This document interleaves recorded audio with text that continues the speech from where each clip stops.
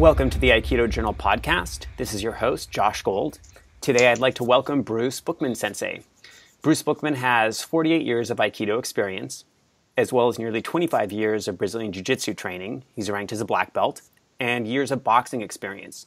He studied under many of the greatest first-generation students of the founder of Aikido, and he's built up one of the most successful Aikido dojos in the world, actually out of Seattle, Washington. So today with Bruce, we'd like to talk a little bit about his own Aikido, like to talk about his thoughts on self-defense, as well as a recent instructor seminar that he led for Aikido Journal Academy, and our upcoming instructional course with him.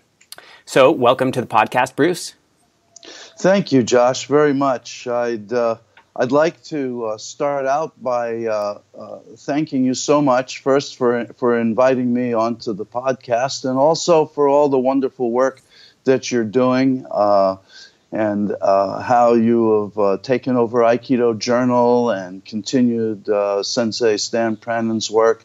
You're doing a marvelous service for the Aikido community. You're bringing us together. And it's just truly a wonderful venue, and I'm very appreciative of your work. Well, thank you very much. That it means a lot to me, and it's a lot of work. We make plenty of mistakes, but we're learning as we go, and I'm pretty happy with some of the stuff that we've been doing recently, especially some of the work with you. Fantastic. Yeah, it's been wonderful. Let's start off and maybe talk a little bit about your Aikido. And we've done some interviews with you recently on Aikido Journal where you go into pretty good detail about your own technical background. But maybe just you could touch on for a couple minutes your early technical influences, starting with Yamada Sensei at the New York Aikikai, and what was your first experience like with Chiba Sensei? Oh, absolutely. When I first walked into the New York Aikikai, I was a 12-year-old, and there was no children's program there. And I saw Yamada Sensei immediately, and such a kind person. And I felt very accepted there at the dojo. I watched one of the higher ranks doing a forward roll, and I was just so taken by it. And then I watched Yamada Sensei actually do a forward roll. He was teaching somebody, and it was so smooth. And I said to myself, I just had to do it. So I went out and got a gi and came back with my mom, and I got on the mat, and it was just such a receptive environment. And I felt Yamada Sensei's gift, I think, was to take something as abstract and difficult as Aikido and make it accessible to almost anybody, and just really make you feel good and comfortable. And I think his main talent really was, and continues to be to this day, is that he creates an atmosphere where people feel they can come in and relax, and also to study. People can be themselves, and I think he's unique in that way. To have somebody who is so advanced and yet has the understanding of people, just to step out of the way and let them become who they truly are. I don't want to go off on too much of a tangent, but a couple of weeks ago I was training with Dan Inosanto up in Los Angeles. And he asked Matsuoka Sensei and I a question about Aikido, and he's got this vast library of books, and he ran into his office and pulled out this hardbound green book on Aikido, and he opened it up, and he was asking me a question about one of the techniques. And it was Yamada Sensei's book, and at first I didn't recognize the uke, but it was you. You had really big hair, and you were so young. Yeah. So you remember doing the shoot or the production for that? Yes, I do. And I wish, looking back on that, I wish somebody would have told me to get a haircut. I really do. But, the ladies like that hair. So, for no other reason, that's why I kept it. And I was really young, 19 years old, 20 years old. And I wish I would have had more of the Uchi-deshi cut, But I was very honored to be a part of Yamada Sensei's book. And I remember doing the shooting for it and experiencing Yamada Sensei's technique and his gift for organizing curriculum so that most people could pick it up. Wow. And it was also at the New York Aikikai that you first saw Chiba Sensei, is that right? That's right. I remember one afternoon when I used to cut school a lot when I was, 14, 15 years old in junior high school. And the dojo was just down the block from the school. So when my math class would come up in the afternoon, I'd cut the math class and zoom over to the dojo. And one afternoon class, it happened to be that a 32-year-old Chiba Sensei was teaching class. Wow. And I remember him walking into the dojo and just sort of scoping out the area. He had such a presence about him, and it was such a mixed group of people from, we had performing artists, and we had people who were interested in security work. We had folks who were, they just had a night schedule or a swing shift, and they were coming in for the afternoon. And such a group of people. And here's Chiba Sensei with his own very unique brand of Aikido, very powerful and sharp. And there was just something about him that he seemed, on one hand, approachable, and on the other hand, absolutely frightening. And so smooth and strong and just such a gifted technician. He seemed like a real virtuoso, and I was just so impressed. I fell in love with his work, and I just had to do it. Wow. Yeah. And so over the years, obviously, Chiba Sensei and Yamada Sensei have been large technical influences for you. Any other instructors or things that have inspired your progression or the way you've shaped your martial arts? Well, taking Kisshomaru Ueshiba Sensei's class in Humbu Dojo helped to shape just a balanced view of how to practice. I really enjoyed taking his classes because half the time he was doing Suwariwaza, half the time standing. He stuck very close to the basics of Ikkyo, Nikkyo, Sankyo, Yankyo, and Gokyo, Hijishime, and then a few basic techniques. And occasionally he would pull out something advanced. And his classes were always well balanced, and there was such a group of talent. The Uchi-deshi at Humbu Dojo were always there, and you could practice with them. Moriteru Ueshiba, at the time Waka Sensei was there, and you could practice with him as well. And it was just a very lively environment, and I really enjoyed that. Additionally, people in Aikido, I also enjoyed interaction and just watching Shibata Sensei as a young Uchi-deshi, or he had just graduated from the Uchi-deshi program when I was there, and he's just such clean technique, very powerful, and you think of a really good Uchi-deshi for the world's greatest master, and you can see a guy like Shibata Sensei filling that role, and it was nice. I think I saw one of the first few classes he taught at Humbu Dojo. Chiba Sensei always suggested that we go around, especially when I was living in Japan, and visit the dojos of the post-war students of O-sensei. And one of the dojos that he actually sent us to was Shirata Sensei's dojo in Yamagata Prefecture. And that weekend that we studied with Shirata Sensei was really very impressive. I was so impressed with Shirata Sensei, of course, for his technical ability and his dedication to Aikido, but also he was just such a warm, genuine person. You know, he's the type of guy who you would wonder, is he such a wonderful fellow because he studied Aikido? Or is he just a wonderful guy who happened to study Aikido? But he was so warm and so genuine and seemed to epitomize the spirit of Aikido. I traveled around to various dojos, and there's usually what I experienced with a bit of competition. There was sort of a hierarchy that had to be established, and there was none of that at his dojo. Everybody was friendly. They worked out hard.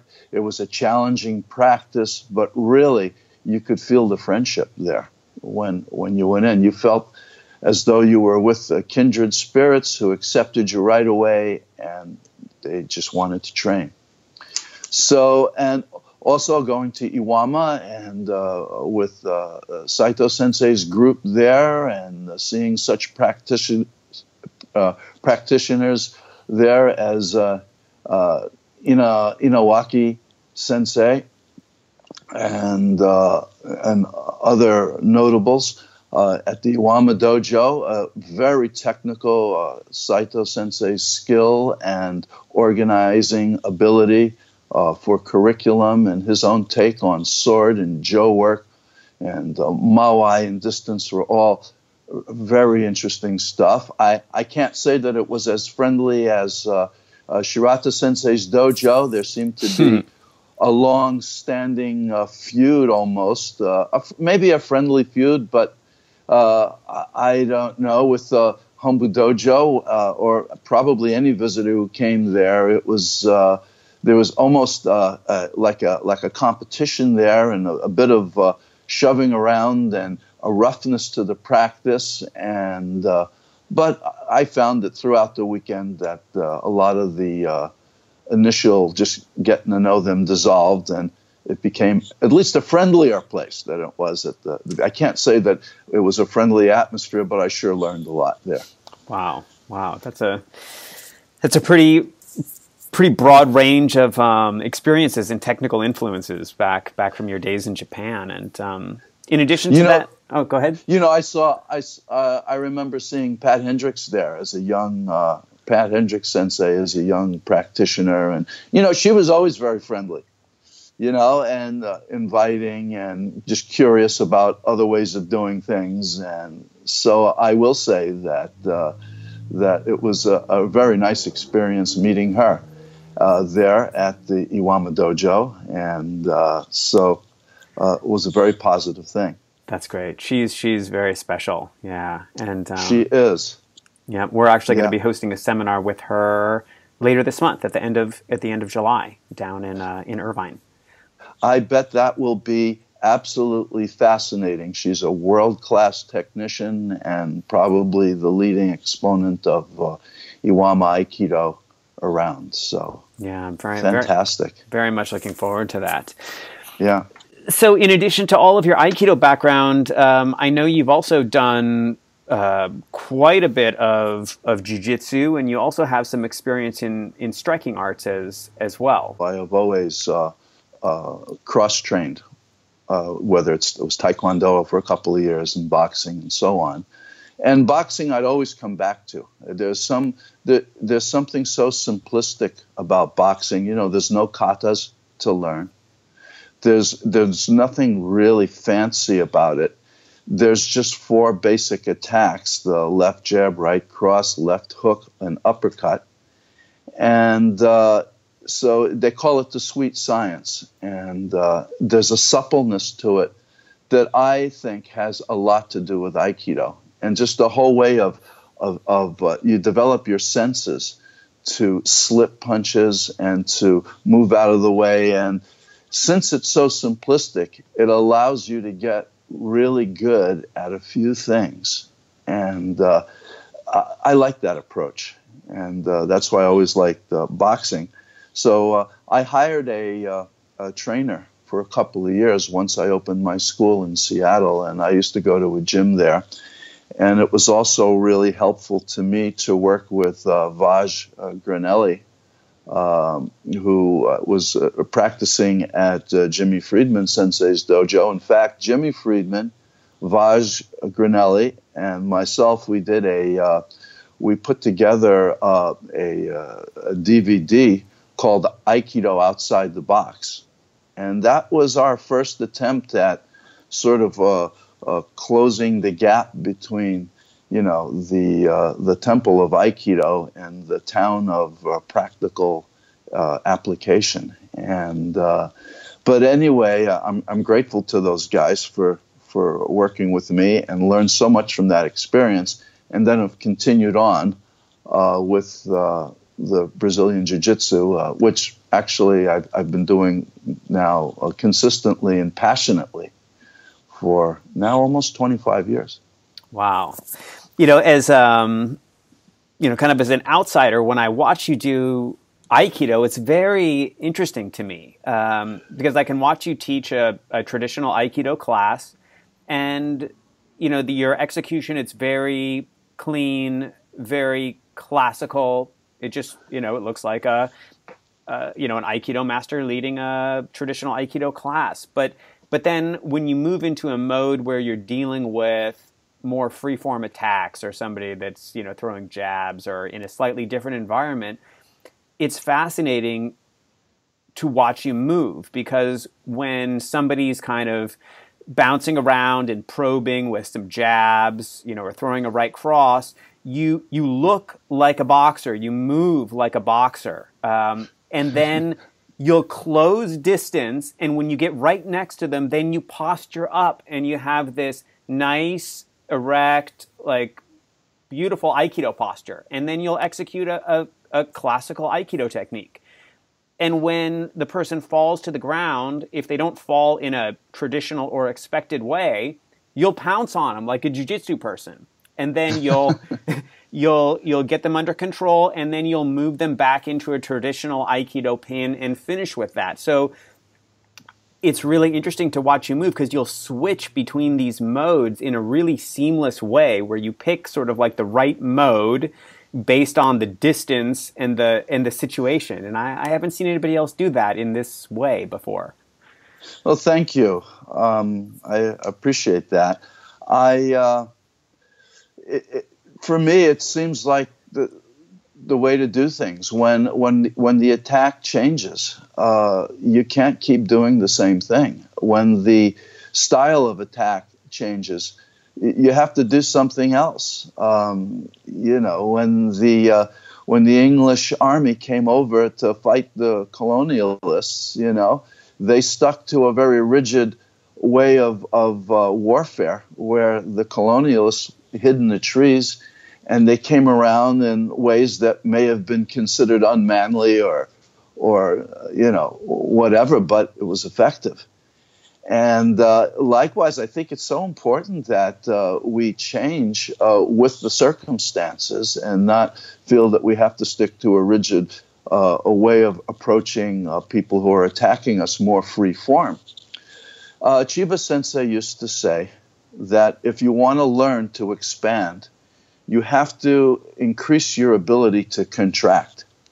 And if you want to learn how to contract, it's a function of how much you can expand. So these are opposite ends of the spectrum. So sometimes you have to move into more of a protective posture until you move through a dangerous area, and then blossom into an expansive move once you're in. It's like the seasons that change. These are skills that I think everybody should know. I believe that those who studied with O-Sensei, and O-Sensei himself had such a background in jiu-jitsu. All of this was jiu-jitsu at the very beginning. And they had this martial ability. They had the background. And I think they focused on more upright posture just because of the culture.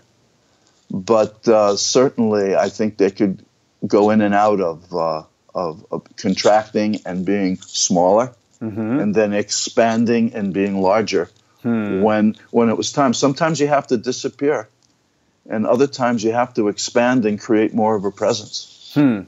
And in addition to your work in Aikido and Jiu-Jitsu and some of the striking arts, I know also you're fairly close with Ellis Sensei, who lives nearby, and he's got strong background in some Koryu arts as well as some Aikido, and you've been collaborating with him on some weapons work as well. Is that right? Absolutely, yes. We started to work together about 6 or 7 years ago. And I originally approached him, and I asked him if he would. I wanted to learn from him about the classical, because he does Araki Ryu and Buko Ryu, and he's like the chief exponent of these arts. And I wanted to work with him just on honing my understanding of classical distancing with the weapon, and small details of how to hold the sword or the jo, and just basic principles of weaponry, Japanese weaponry, because I have quite a background with Chiba Sensei and his weapons work, and also with Mitsuzuka Sensei and his Iaido practice, but I felt that there were some things that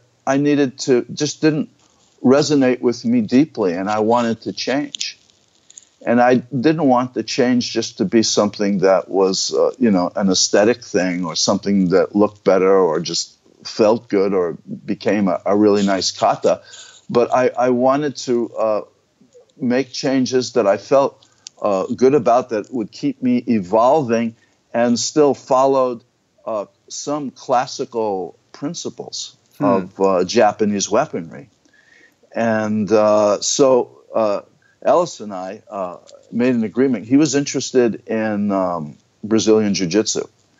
So we made a deal that we'd get together and I would tutor him in Brazilian Jiu-Jitsu, and he would tutor me in his brand of Araki Ryu. I was primarily interested in Araki Ryu because it has just such a all-encompassing nature, and it wasn't really kata-oriented. There are katas in it, but the whole idea is to bring spontaneity to the classical sword work, which you don't see, at least I don't see a lot of in the classical Kobudo training. So we got together and I studied Araki Ryu with Ellis, and he did BJJ with me, and things evolved over time. And it got to the point where our work together became a collaboration of Aiki weapons work and what he was doing. And also Ellis is very familiar with Aiki weapons as well. So we came up with a group of short katas, 5 to be exact, for the jo. And they form a continuous loop where after a few volleys back and forth, we switch roles spontaneously and seamlessly.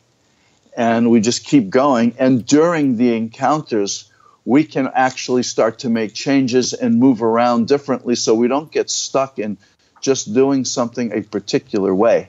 But that we expect that with each encounter, the other person might actually do something different. And what is the mindset when you feel that the person who's doing the kata with you may actually not come in this way, but will do this or that? And it was a whole study. It's a whole study on how to deal with pressure. Araki Ryu, the very nature of it is like grappling with a weapon, where you get in close and you exert pressure. And it's very, there's not a real aesthetic to it. That was, Ellis and I joke, because I'm always saying, well, this is a good art, but it's got to be pretty. we, it's just not pretty enough for me. And so we work on that too, because for me, there has to be one thing I love about Aikido is it's just so aesthetic as well. So we can't lose that, Right. It's maybe that's the feminine aspect of Aikido, could be. But anyway, we joke about that. But anyway, the changes that I'd like to make in weapons work can't just be based on aesthetics or what makes me feel good, but there has to be this that we're working with true. Ellis has really helped me to fill in a background of classical training that you don't always get in the Aikido training. So very helpful. Even in the Iaido, it's such an altruistic art. It's almost like Zen meditation in motion. It's a beautiful thing to do. And really, it's like doing a meditation. But the Araki Ryu is like, okay, so you slip in the mud and both of you fall down. Well, okay, what do you do from there? And there's even the very ki and it's like, it's almost like being in having a crazy person attacking you. And to learn what's behind, for example, a ki like that. And there's a whole approach that it's practical and based on just the nature of human encounters. And I really appreciate that Ellis has been able to really present that to me and to our collaboration. And we're working on Bokken katas as well. And who knows where this is going to go. Wow. Well, I have one comment for you on this and then one quick question. Ellis mentioned to me that working with you to develop these katas and on this weapons work he says it's been one of the best experiences of his professional life as a martial artist. So I know it's something that he greatly values and he gets a lot out of too. I'm so honored to be working with him, and it's so good to know that it's been a fulfilling experience for both of us. And then, that's great. And one question is, he's a tall dude. He's how big is he? 6 foot? He's got to be at least 6'4", maybe 6'5". So what's it like doing jiu-jitsu or martial arts with somebody that's that big? He's first of all, he's big and he has that heaviness. They talk about Roberto Duran, the hands of stone. Well, Ellis is like that. The few times that I've experienced, he works a lot on the internal work, and he's one of those guys who just watches somebody do something internal, even if it's footage of O-sensei, and he really works at just sort of creating and pulsating energy through his body. And when he hits you, whether with a weapon or with his hands or even with his palm, you feel rattled all the way through your body. So he's got this density and this also this sense of when you're working with him, and the wheels are always turning. He's going to come up with something that's so surprising when you have even the light sparring with him, that he looks at things in such a way that you would never expect that a person would, and that really makes him a very powerful person. Wow. And then there's the size. Really, it's not so much the size, but his skill level and his experience. And when he grabs hold of you, you can really feel that you're being held by somebody who has got a lot of experience and is just so knowledgeable. There's whenever our Bokkens or Joes clash, and there's just a moment pause. I feel, well, I better fill the gap somehow because he's going to, and it's so intense. Wow. but I really enjoy working with him. That's great. And I'm always, after every encounter, I'm always so happy that we got together. I was also hoping you could share with the community. You told me in January, after your advanced seminar up in Seattle that I went to, we were at a dinner party afterwards, and you told me a pretty amusing story about Chiba Sensei taking you to see his sword teacher. Right. Well, Chiba Sensei sort of had an axe to grind with me, coming in from New York and all that, and still being very much a New Yorker when I was in Japan. And there was one New Year's break period in Japan. It was like the week after New Year's. That's really when everybody goes on vacation. That I went over to Chiba Sensei's house with a bottle of Remy Martin, and it was, something I picked up for him in America. And I sat on the tatami. It was a very traditional Japanese apartment, and we were, putting down the Remy Martin together. And I was trying my best to sit in seiza for the entire time. And after an hour or so, I was starting to, move around a little bit because it was just, I was uncomfortable. Mm-hmm. And then finally, Chiba Sensei looks at me and says, "You stink of New York."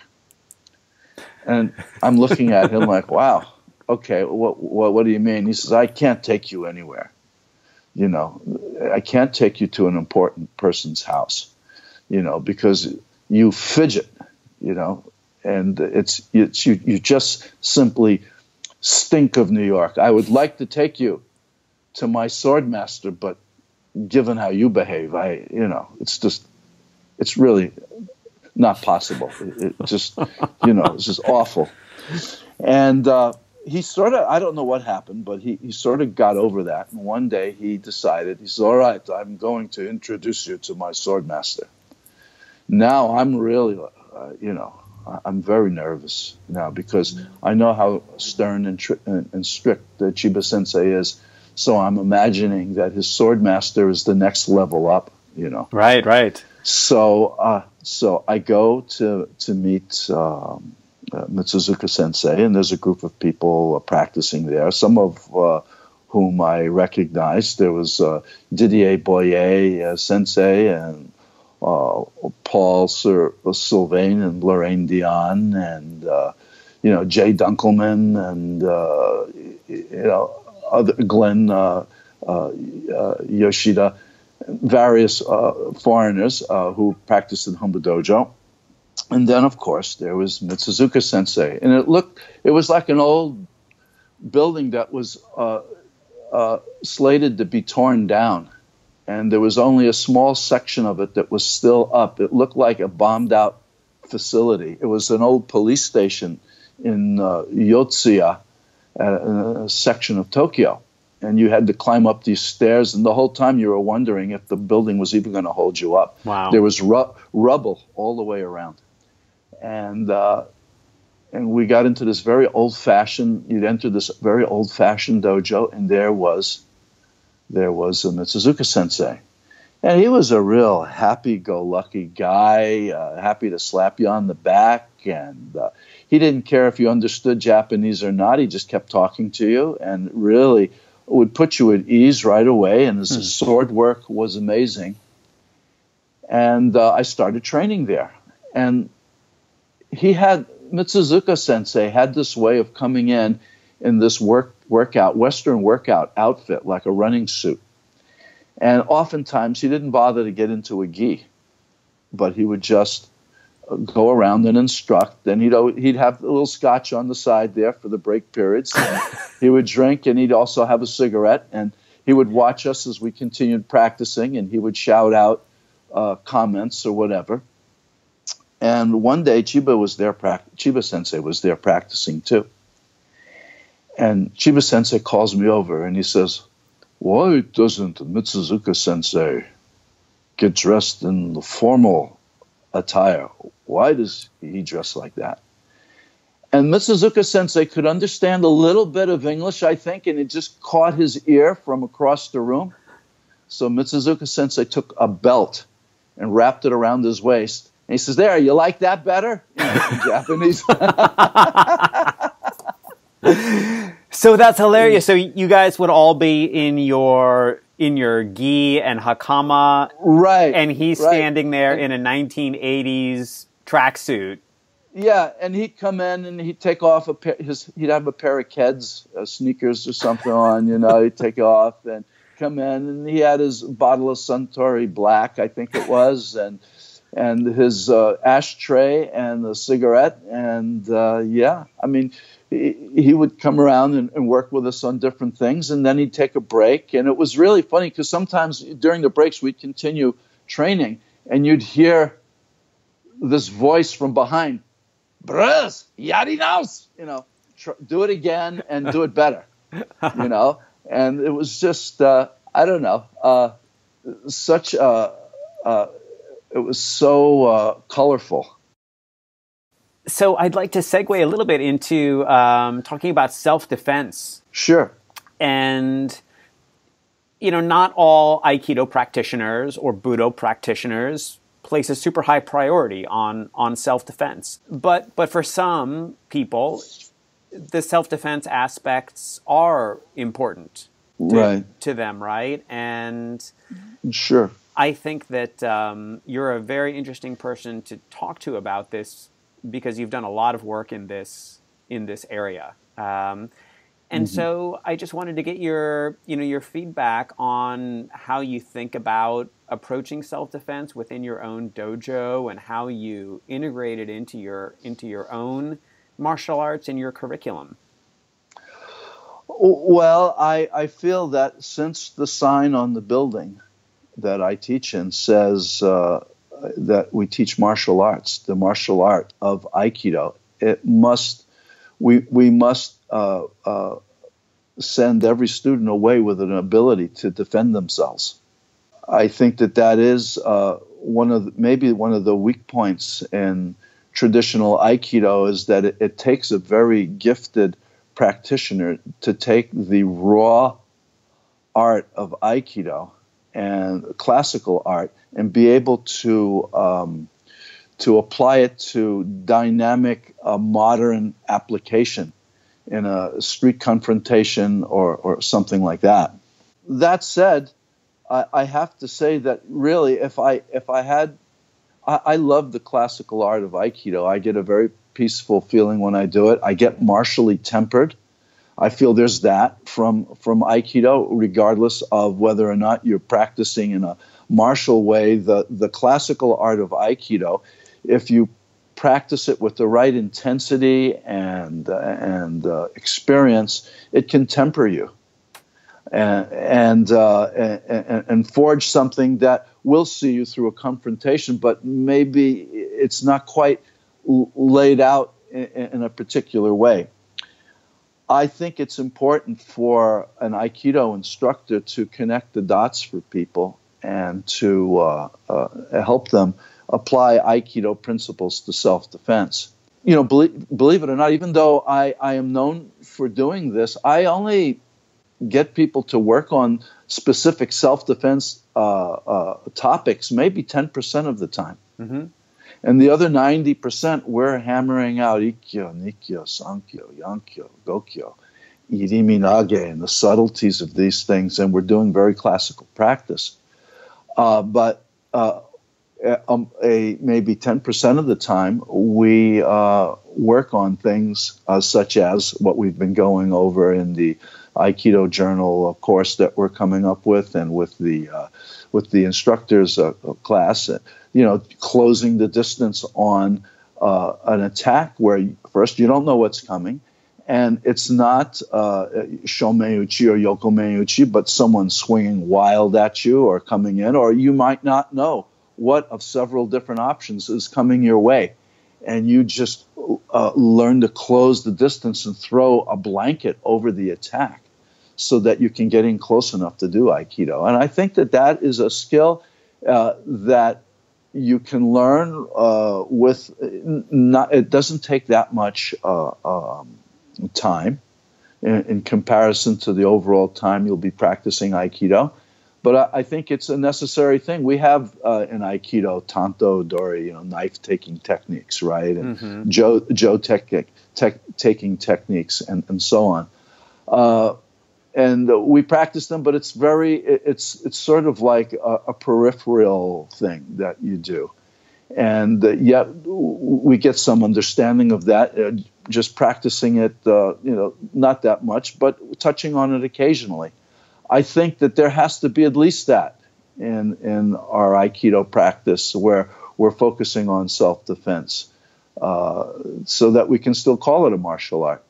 Unless the Aikido teacher is going to say, listen, we are doing something that it comes from a martial background, and there is a martial sort of a tempering that happens, but more would be necessary for you to actually be able to defend yourself.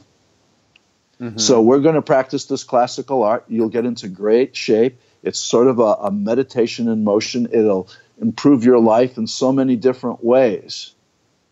But if you're going to defend yourself, it'll take some extra training, and either the instructor will provide that, or they'll be able to refer you on.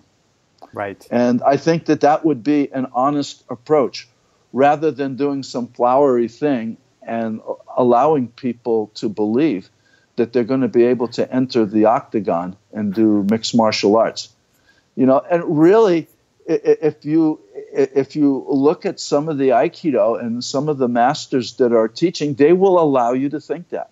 I'm sorry, that's my criticism, I would say, of the presentation of Aikido that you often see, is that you're led to believe that without actually ever facing somebody who's going to be sparring with you, or who's throwing unpredictable, more modern, practical attacks, that you're just going to be able to segue into it from what you understand, or from doing just, say, a basic irimi or tenkan practice, or studying a basic principle. You will do what you practice. And I don't think there's any getting around that. Yep, I agree with that criticism, and I think that those types of practice methods, excuse me, they're fine, they're great, and there are a lot of people that will enjoy that kind of movement practice without the self-defense elements threaded into them. But I do think it's all about communication and being honest about what you're practicing and what you're teaching. That's true. Now, that said, I have had the experience of having students come to me who have just done the classical Aikido, and in one or two occasions over the almost 40 years that I've been teaching, or more than 40 years, I've actually, they've come back to me after having defended themselves in the streets successfully, without having any of this was before I really got into the self-defense aspects that I've been working on over the last 25, 30 years. So they're not to say it can't happen. Right. And, again, not to go off on too much of a tangent, but we were speaking about etiquette earlier, and Stan Pranin, one of his insights on etiquette is that etiquette is actually a self-defense tool, and learning to be respectful to other people and have self-control and, being mindful of your surroundings and all these things will allow you to avoid situations where it actually gets to a physical altercation, right? And there's a lot of the self-defense aspects that that happen before you actually ever get to a physical engagement. And that's really important too, I think. Oh, absolutely. I feel that changed my life. When I started Aikido, I was a junior high school student. I was getting beat up all the time. And starting Aikido, I never got bothered again. And there's something that changes you. And it's true that the etiquette can have that respect. There's what I noticed about Japanese practitioners at the Humble Dojo, your rank and file person who comes in, they're really not that interested in self-defense or worrying about street confrontations, because it's a very dignified culture. You know, if you watch in Tokyo, two people who have just gotten into a traffic accident, they don't jump out of their car and argue with the other person and blame the other. They are so apologetic. Can you imagine? They get out of the car and they bow deeply to each other and they apologize and they trade business cards and they insist on taking the major portion of the blame. And what a beautiful way to resolve something that can be as heated as a traffic accident. That's right. But that's an example of the Japanese culture and why they're very dignified. The idea of slapping another person or spitting on somebody or hollering or blaming someone else is vulgar to them. Yes. By and large. And that might be one part that about the Japanese culture that's worthwhile for us to absorb. You know, that the whole dignity of an encounter and that's how to work it and resolve it. And I think that Aikido and the etiquette helps to bolster that. And that is martial. Yes, I agree. And you even include in your kids' classes kind of verbal negotiation or de-escalation type of exercises, right? We do. Yeah. We teach them a dialogue so that they don't take on, they can show that they're powerful and that they're not afraid, and yet that they want to bridge the gap and not get into a confrontation with the other person. And then we also teach, when push comes to shove, simple techniques where they can take the person down, get into a powerful position where maybe they're mounted on top of a bully, and then they can negotiate with them. They can speak with them and say, well, what is it? Will you why did you attack me? And do you realize what you're doing? And we could do things another way until, so from a position of strength, but not violent, we teach children non-aggressive strategies for self-defense and for de-escalation using verbal skills. And we also teach that in women's self-defense as well, although the scenario for women's self-defense is much more serious. Women are attacked. Usually it's either because they're being robbed or they're going to be raped. And it's an awful situation. And which requires a different approach. And that program is, I obviously haven't attended it, but I've gotten amazing feedback. I sent my 16-year-old daughter up to Seattle to participate in one of your women's self-defense seminars, along with a couple other folks from our dojo. Yeah. And I think it was profoundly transformative for her. It was great. Well, it was wonderful to work with your daughter and also to the others who came up from the Ikazuchi dojo there. That's the women's empowerment and self-defense. The idea behind that is to really what I've found over the years is to even that oftentimes people, and especially women, get rattled by the dialogue and what happens before a physical confrontation. And that is really the time when you can get the person to move on, the would-be attacker to move on when they discover that you're not just a pigeon or somebody who's going to give in.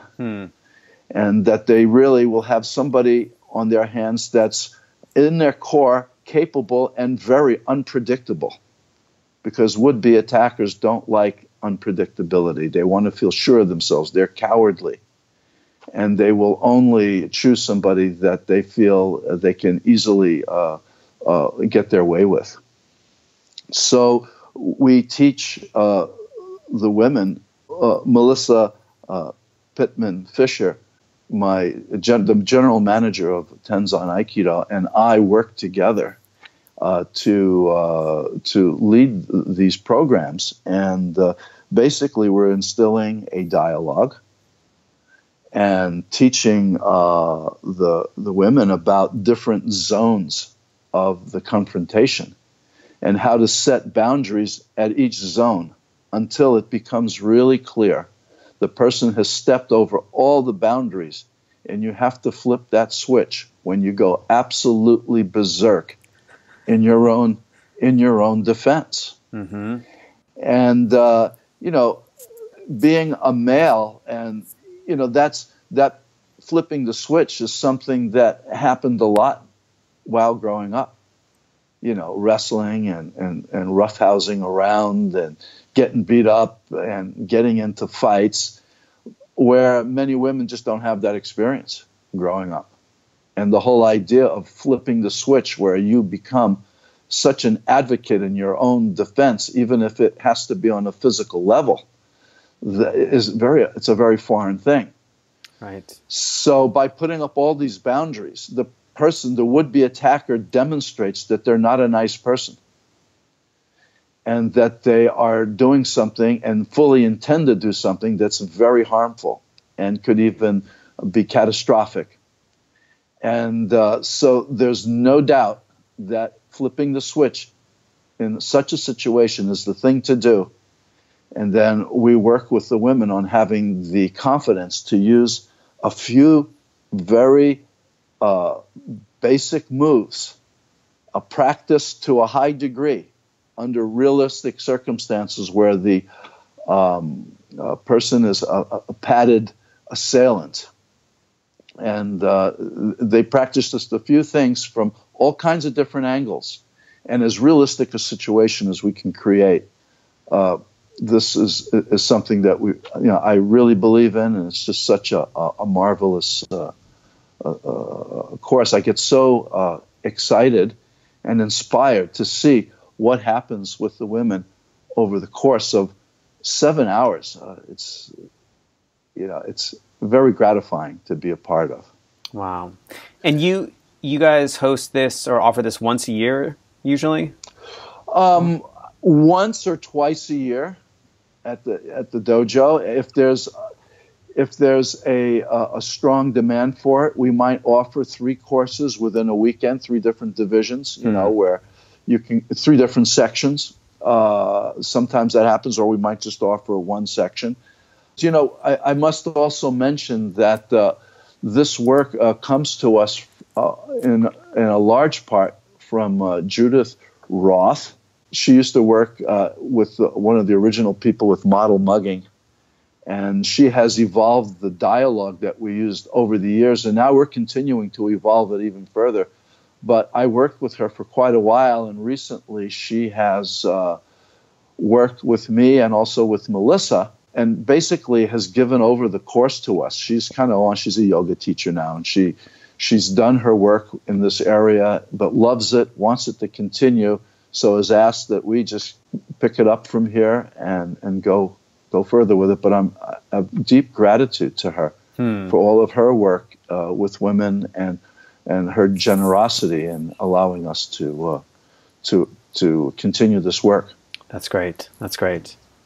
So let's talk a little bit about Aikido Journal Academy's upcoming instructional course with you. It's called Aikido Extensions, and we filmed this when you were down leading the instructor seminar in Irvine. And I'm really excited to release this. It launches on July 18th, and I think the content is pretty interesting and pretty compelling stuff. And I know, as you've mentioned before, and I've seen, 90% of what you do is the classical Aikido work, and kind of on the periphery or the other 10% of the time, you're focused on connecting the dots from a self-defense perspective, dealing with closing the distance or ranges and dealing with potential situations that may end up on the ground. And so that's kind of the core of what we've covered in this course, are these extensions that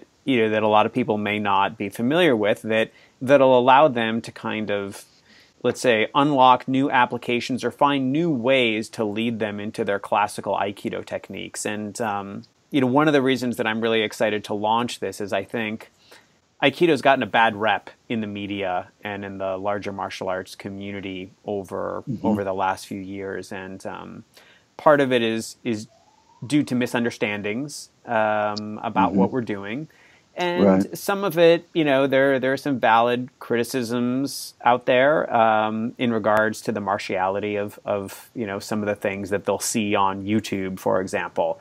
And and so, with Aikido Journal, we have, I think, probably the largest media reach of any entity in the Aikido world. And so right now, I think, is a good time for us to be able to publish out kind of some high quality media that shows how the self-defense or martial aspects of our art can be addressed in an authentic way, in a way that's respectful to the to the ethics and the traditions of the art. Right. Well, this work with Aikido Journal and coming down and doing the seminar and doing this chapter and the online academy really, for me, is the culmination of a good 30 years of asking and dealing with the very issues that you just brought up. I've always felt a need for Aikido to have an answer to these questions, and it's not always clear from what we've seen. And we have had representations of Aikido that are at times even embarrassing, to say the least. And there is a necessity to pull it all together, because really Aikido is an amazing art, and it is so strengthening and powerful in its own way. And it really, there are ways to take the principles of it and apply it to more practical situations. My approach to this, and a lot of it it's been very helpful to do Brazilian Jiu-Jitsu, because the Brazilian Jiu-Jitsu folks, and this started with the Gracies who originally came to California, that their unique thing that they brought to grappling arts is how to close the distance on an attacker and on a striker. And also working with boxing as well, because boxers get into a position where they strike. They change the angles and they close the distance, and then they strike.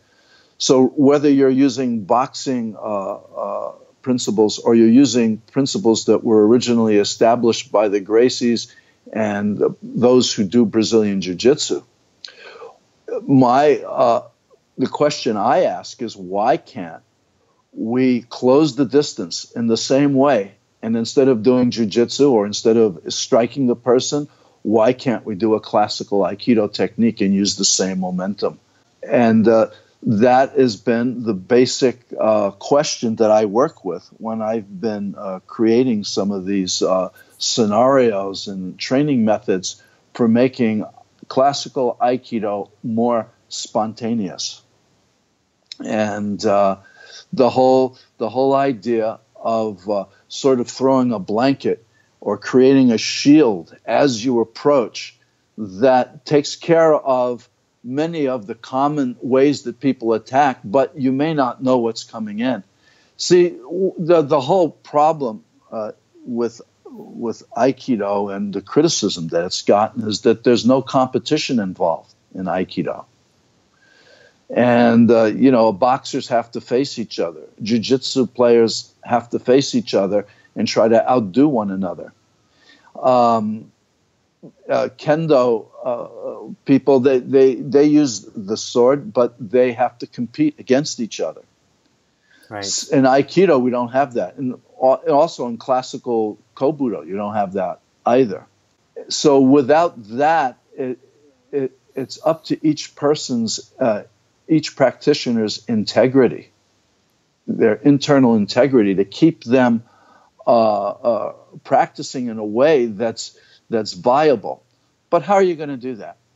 Well, the principles and drills and exercises that I had us do in the instructor's course down in LA, and also the Aikido Journal Online Academy, that's really my answer to that.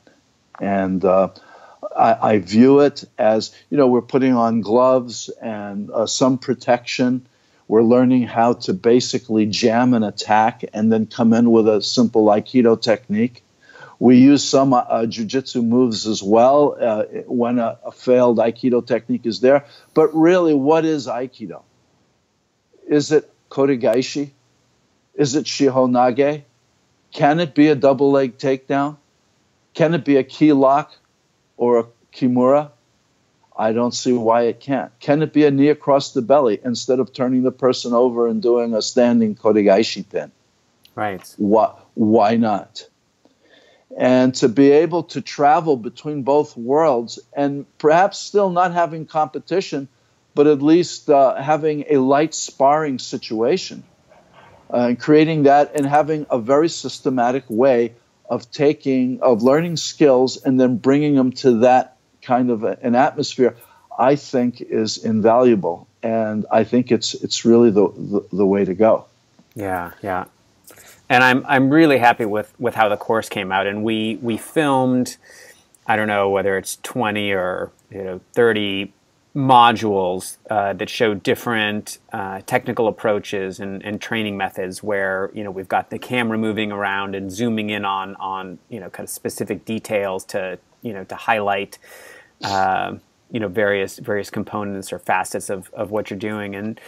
But we also actually included a 90-minute edit of the instructor seminar because I thought that it was so well done, it was so well instructed, and the progressions leading from kind of the most classical Aikido practice, starting with Suwarewaza Ikkyo, right, and then you just build from there, up to standing, dealing with Shomanuchi strikes, and then moving into jabs and more freeform strikes. It was fantastic. So I'm glad that we captured that on video as well, and we're able to integrate that into the course.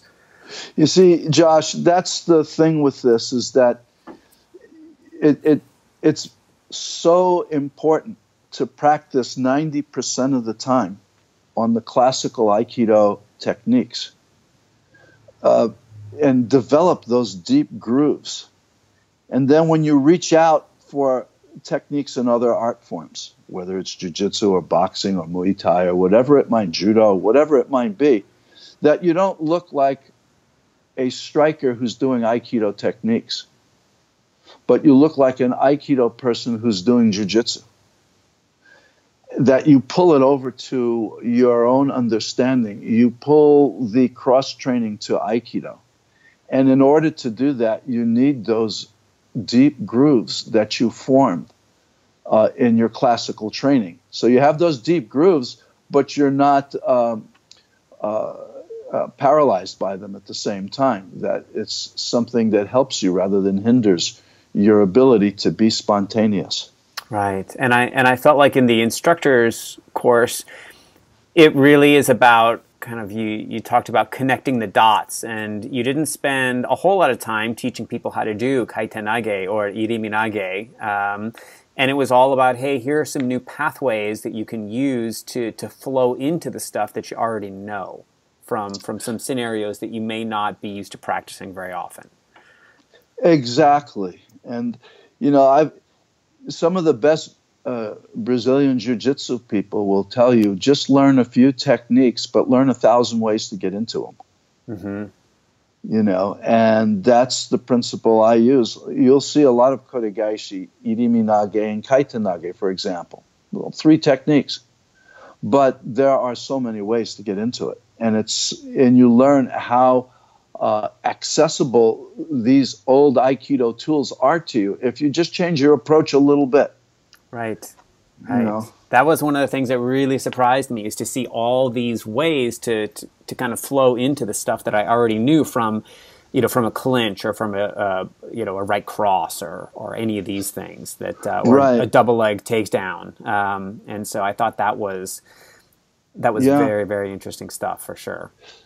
And I think Aikido gets picked on a lot, but especially in this day of mixed martial arts,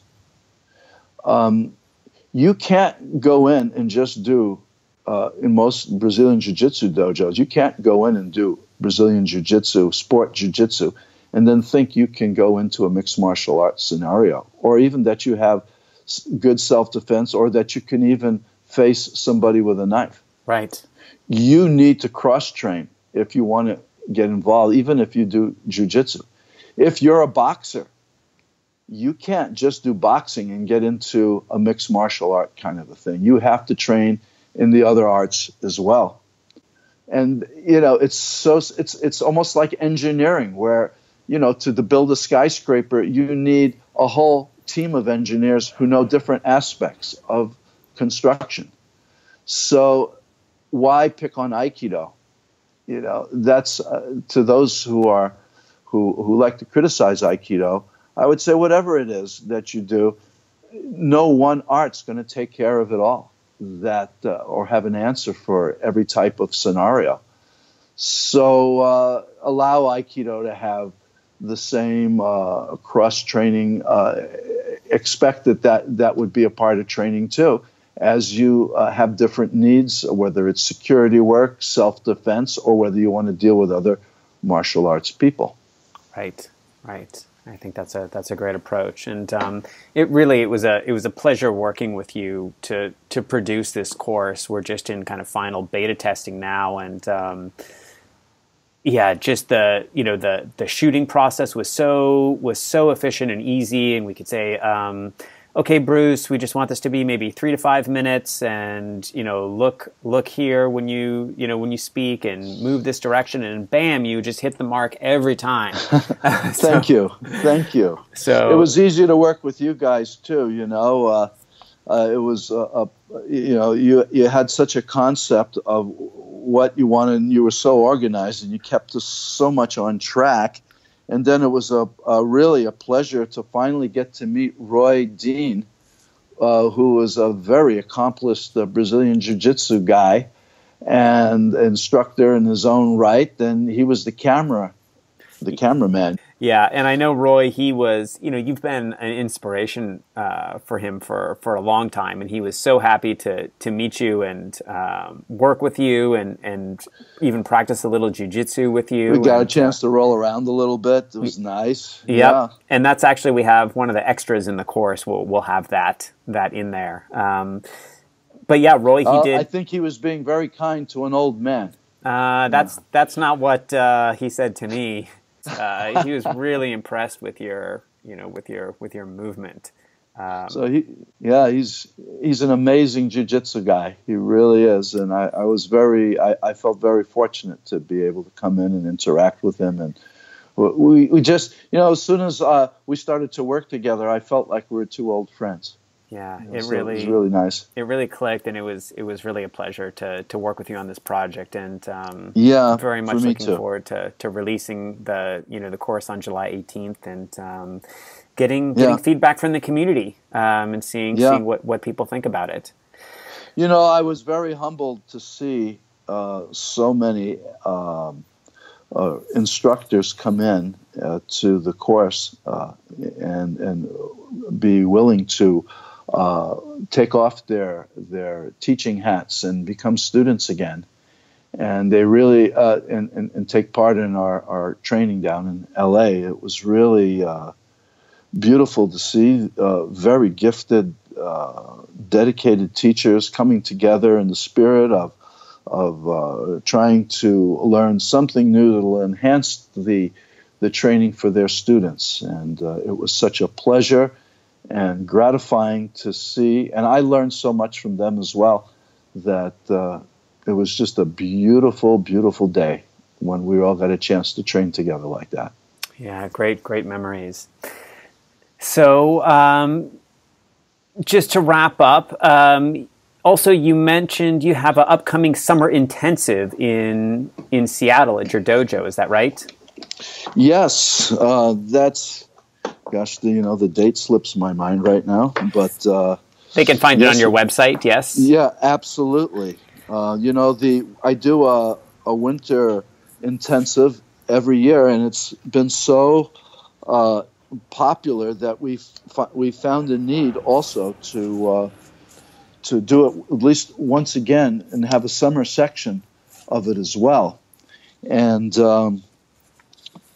we've recently also we're trying to purchase our building in Seattle, the building that houses Tenzan Aikido. So this summer course will be a fundraiser to raise funds in the effort to purchase our building in Seattle. So anyway, anybody's participation, it's not just for advanced people, it's for everyone to be able to come in August and train at the dojo. And I very much look forward to seeing my old friends and to meeting new folks as well this August at the training intensive. Fantastic. And people can find out more about that at tenzanaikido.com. Is that right? That's correct. All right. Yeah. Well, thank you so much, Sensei, for joining us for this conversation. Thank you, Josh. I appreciate your work. You're just providing a marvelous service to the Aikido community. Thank you for listening to the Aikido Journal podcast. If you find our work valuable, there are many ways you can support it. You can share it on social media, join the discussion on our blog, or you can support us directly by subscribing to Aikido Journal TV, a membership that gives you on-demand access to our video library, new digital gift boxes each month, and other perks. Then there's the Aikido Journal Academy, which produces special events and online courses. All these things and more you'll find on our website at aikidojournal.com. And again, thank you for your support. It's an honor to serve the Aikido community.